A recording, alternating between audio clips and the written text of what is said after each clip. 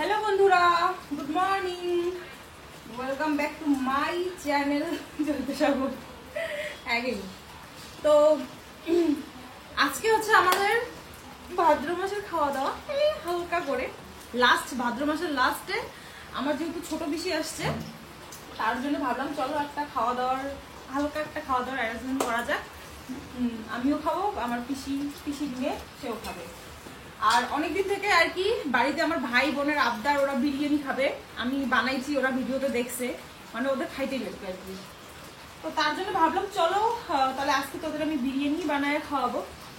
আর ওরা টুকটাক রান্নাবান্না তো মা করা শেষ অলরেডি, আর এখন বাজে প্রায় 10টা। তো এখন থেকে ভিডিওটা স্টার্ট করলাম, বড়দের প্রণাম জানি এবং সাথে আমার অনেকটা ভালোবাসা দেবে।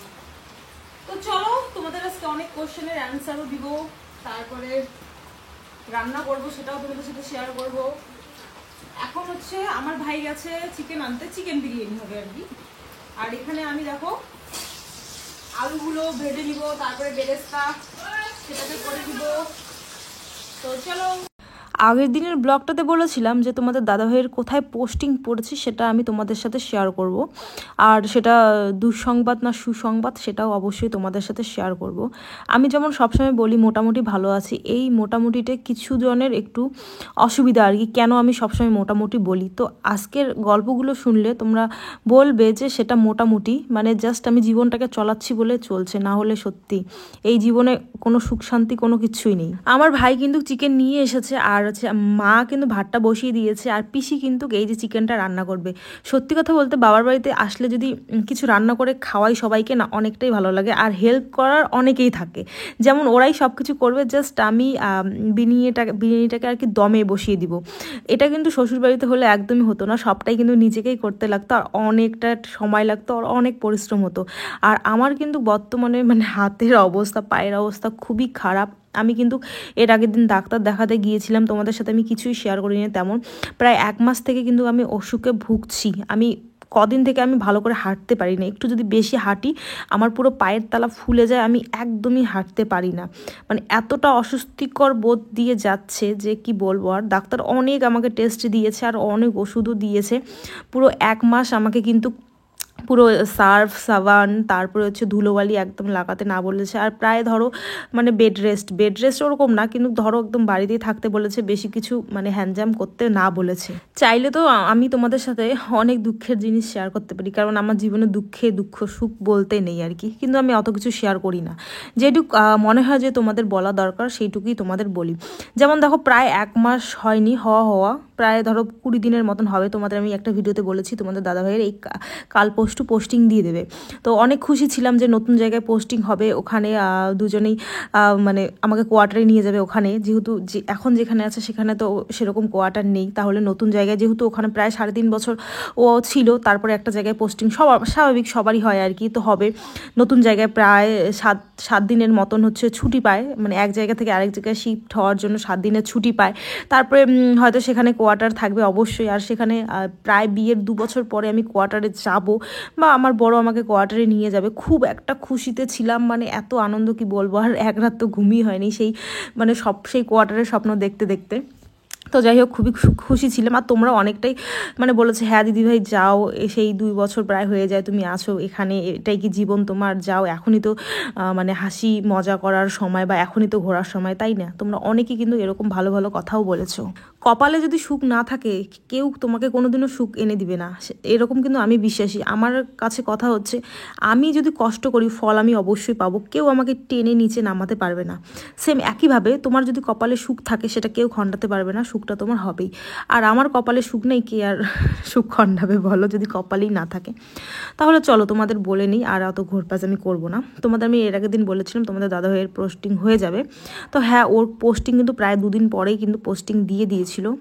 ও যেখানে এখন বর্তমানে আছে, দেখো আমি ভালো করে বলতে পারবো না, কথার মাধ্যমে তোমরা কিন্তু বুঝে নিবে হ্যাঁ আমার কথাগুলো। মেইনলি ও যেই জায়গায় থাকে ওটা ওর আসল জায়গা, কিন্তু ওখানে ওরা থাকতে পারে না, ওদের বিভিন্ন জায়গায় পাঠায়। আজকে এখানে 1 মাস, কালকে ওখানে 2 মাস, ওখানে 15 দিন, ওইভাবে কিন্তু ওরা মানে অনেক জায়গায় এইভাবে ঘুরে বেড়ায়। আর মেন যে জায়গা ওরা থাকে ওখানেও কোয়ার্টার আছে এমন না, যারা ওই জায়গায় কর্মরত থাকে আর কি, কোনো অফিসের কাজ বলো বা কোনো অন্যরকম কাজ বলো, তো তাদের কিন্তু বউদের কিন্তু সেই কোয়ার্টারে কিন্তু রাখে। আর কোয়ার্টারে খুবই কম সংখ্যক কোয়ার্টার। হ্যাঁ, যেহেতু ওরা সেই রকম কোয়ার্টারের জায়গা না যে ফ্যামিলি রাখার কিন্তু জায়গা না, তো তবু আছে কিছু কোয়ার্টার, অনেক ওর বন্ধুর বউ ঠৌদের গিয়ে কিন্তু ওখানে রেখেছে। হ্যাঁ, তো ও ভেবেছে যে প্রায় 3.5 বছর হতে চললো, তাহলে আমার তো নতুন জায়গায় পোস্টিং পড়বে, একবারে তোমাকে নিয়ে যাব, এখন এত ঝড়ঝাপটা ভালো না। যেহেতু ধরো আমাকে নিয়ে যাবে, হয়তো অন্য জায়গায় পাঠালো, এরকমও কিন্তু হয়। ওর বন্ধুর বউগুলোকে নিয়ে গেছে, হয়তো 1 মাস ছিল, তারপরে ওদের হাজব্যান্ডকে অন্য জায়গায় পাঠাইছে, পরে বউটা কি একাই কিন্তু সেই ওখানে কিন্তু ছিল। তো তোমাদের দাদা তো ভীষণ খুশি, পোস্টিং আসবে। তো তারপরে এখন বলি, পোস্টিং যেখানে এসেছে, মানে ওরা যে মেন যে জায়গায় থাকে, হয়তো এটা বিল্ডিং, আর 1 মিনিট পরে আরেকটা বিল্ডিং, ওখানে পোস্টিং পড়েছে। মানে একই রকম, মানে এতদিন যে 3.5 বছর যে ডিউটি করলো যেভাবে, সেম ডিউটি আবার ওদের পড়েছে, মানে আরেক জায়গা থেকে আরেক জায়গায়। মানে কি বলবো, আর এত নাইনসেভি করেছে ওদের সাথে, বলে বোঝানো যাবে না। সব কিছু একই জায়গা, একই কাজ, একই সব কিছু একই, কোনো রকমের কোনো পাল্টা নেই। হয় ধরো 1 থেকে 2-এ পাঠাইছে, এরকম একটা। তো কি বলবো, আর কপাল এতই খারাপ। আর জানো, যেটা হচ্ছে পোস্টিংয়ের জন্য মানুষের 7-8 দিন ছুটি থাকে, সেখানে ওদের 1 দিনের ছুটি দিয়েছে। কারণ কি বলো তো, এই বিল্ডিং থেকে ওই বিল্ডিংয়ে জিনিস নিয়ে যাবে, তো 1 দিনের ছুটি দিবে না তো কয়দিনে দিবে? তাহলে তোমরাই ভাবো যে কতটা নাইনসেভি করেছে এরা। 3.5 বছর প্রায় এভাবে ভবঘুরে ভাবে ডিউটি করলো, এদের স্থায়ী কোনো কিন্তু জায়গা নেই। সেম আবার দেখো ওদের পোস্টিং সেম একই রকমভাবে ফেলাইছে একই জায়গায়, আবারও 3.5 বছর বা 4 বছর যখন আর কি পোস্টিং আসবে, সেম ভবঘুরেরই পোস্টিং পড়েছে। এটা ওদের আর কি ইয়েতে যারা আছে আর কি, ওদের প্রায় হয়তো 90-100 জন হয়তো ওদের, তো সেম সবারই একই অবস্থা। তোমাদের দাদাভাই তো পুরো রাগে পুরো ফুপে আছে। আর ও এখন যে জায়গায় আছে, মানে ওদের যেটা স্থায়ী জায়গা ওখানে নেই, অন্য জায়গায় আছে। তোমরা ওখানে জানো প্রায় 1 মাস থেকে ওখানে কোনো খাওয়ার যায় না, মানে যেটা পর্যাপ্ত পরিমাণে ছিল ওখানে, ওটাই ওরা খেয়ে আছে। না মাংস যায়, না ডিম যায়, না কোনো কিচ্ছু যায়, মানে এমন অবস্থায় ওরা আছে। মানে যাতায়াতেরও কোনো ব্যবস্থা নেই বর্তমানে, উপর থেকে পাথর পড়ছে, এটা হচ্ছে সেটা হচ্ছে। তাহলে তোমরাই বলো যে আমরা কি সিচুয়েশনে থাকি প্রায় দিনই। তোমরা ভাবো আমি হচ্ছে মিথ্যে কথা বলি, নকশা মারি, ঢং মারি, আরে আমার জীবন, মানে আমার জীবনটা যে কেমন সেটা আমি জানি। তো যাই হোক, ওখানে দেখলে সব ভাই বোনদের ডেকে খাওয়াচ্ছি বিরিয়ানি, আর বিরিয়ানিটি কিন্তু অনেকটাই সুন্দর হয়েছিল। তারপর পিসি খেলো, বোনও খেলো, আর পিসি আর বোন খাওয়া দাওয়ার পরে কিন্তু ওরা চলে গেছে। হ্যাঁ, মানে ওরা দিনহাটায় আর দিদির বাড়ি আছে, ওখানে গেছে। তো এখানে দেখো, আজকে হচ্ছে আমি বুলেট চালাবো। আমার ভাইকে অনেক দিন থেকে বলি যে আমি বুলেটটা চালাবো, কিন্তু ও মানে সেভাবে আমাকে করছিল না। আজকে বুলেটটা বাইরে ছিল, আমি বুলেটটা চড়ে আমি না, আজকে আমাকে চালানো শেখাতেই হবে। সত্যি কথা বলতে চালানো তেমন একটা কিন্তু কঠিন না। আমি আজকে ফার্স্ট টাইম, এই পুরো 1 বছর হয়ে যায়, আজকে ফার্স্ট টাইম আমি এই বুলেটে চললাম। তো ওই ফার্স্ট গিয়ার, সেকেন্ড গিয়ার, মানে পায়ের কাজগুলো আমার একটু মানে অসুবিধা হচ্ছিল, আর হাতের তেমন কিছুই নেই। ও জাস্ট বলছিল যে ওটাকে ব্রেক আর কি, এটা করতে হবে সেটা করতে হবে। তো আমি ভালো একটা কিন্তু বুঝতেছিলাম না, তবু আর কি চেষ্টা করছিলাম, না আজকে আমি চালাবো। ও ওই জন্য পিছনে দেখো বসছে, আর এই যে দেখো এখন দেখো ও ওই আমাকে বললো ওটা ওরকম কর, তারে স্টার্ট ধরবে। দেখো এই যে আমি কিন্তু কন্ট্রোল করতে পারবো গাড়িটাকে, জাস্ট কদিন যদি আমি ভালো করে শিখি যে এটা এমন সেটা এমন, তাহলে কিন্তু পাবোই। তো দেখো যাওয়ার সময় তো ও একটু শেখাই দিয়েছিল, আর আসার সময় দেখো আমি কেমন করে আসতেছি।